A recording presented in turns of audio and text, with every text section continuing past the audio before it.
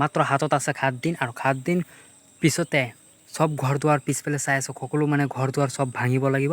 আৰু তাৰ মানে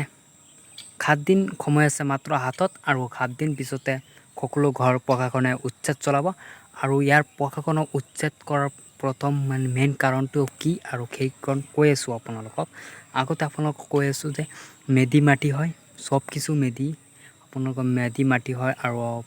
টাউন এৰিয়া হয় আৰু টাউন এৰিয়াত আপোনাৰ ঘৰ বনালে প্ৰথমতে ডেভেলপমেণ্টৰ পৰা এটা হেৰি কৰিব লাগে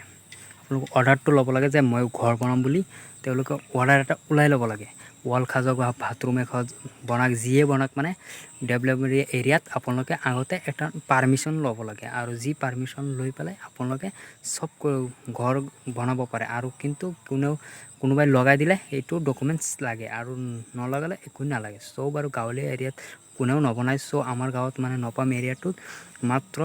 যোনে RCC বনায় অকলে সেই মানুহবিলাকে লয় আৰু যোনে আসাম টাইপ এল টাইপ স্কুলবিলাক বনায় তেওঁলোকৰ কাৰণে নালাগে বুলি কোনেও নলয় বুজিছে কিন্তু ইয়াত মানুহে লগাই দিয়াৰ কাৰণে মেইন কাৰণটো টপিকটো হৈছে মানুহে লগাই দিছে যে তেওঁলোকে ঘৰ বনাইছে তেজপুৰ ইউনিভাৰ্চিটিয়ে মাটি ল'ব আৰু তেওঁলোকে ইউনিভাৰ্চিটিখন ডাঙৰ বনাবৰ কাৰণে মাটি ক্ৰয় কৰি আছে আৰু সেই তথাপিও সকলোৱে মাটিখন নিবৰ কাৰণে গুচি যাবৰ কাৰণে এটা ঘৰ বনাইছিলে আৰু সেই ঘৰৰ সাৰ্ভে কৰোঁতে তেওঁলোকে সাৰ্ভে কৰি নিলে তেতিয়া তাৰ পিছত কি কৰিলে আপোনাৰ তেওঁলোকে নোটিছ পঠাই দিলে যে এই ঘৰবিলাক আপোনালোকে ভাঙি পেলাক আপোনালোকে কোনো ধৰণৰ পাৰমিশন লোৱা নাই আৰু তেওঁলোকে মাইকেৰে এলাউন্স কৰিছে তেজপুৰ উন্নয়ন কৰ্তৃপক্ষৰ দ্বাৰা আপোনালোকক জনোৱা হয় যে অসমৰ ঘৰ RCC ঘৰ সীমা বেৰ আদি নিৰ্মাণ কৰি উক্ত ঠাইত বসবাস কৰি আছে যিসকল লোকে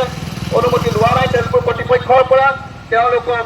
7 দিনৰ ভিতৰত আমি উক্ত ঠাই খালী কৰিবলৈ জনোৱা হ'ল অন্যথা আইনগতভাৱে তেওঁলোকৰ ওপৰত বিহিত ব্যৱস্থা লোৱা হ'ব ধন্যবাদ তেজপুৰ উন্নয়ন কৰ্তৃপক্ষৰ দ্বাৰা আপোনালোকক জনোৱা হয় যে অসমৰ মানুহে ঘৰ ভাঙিব লাগিব বাথৰুম আদি লগতে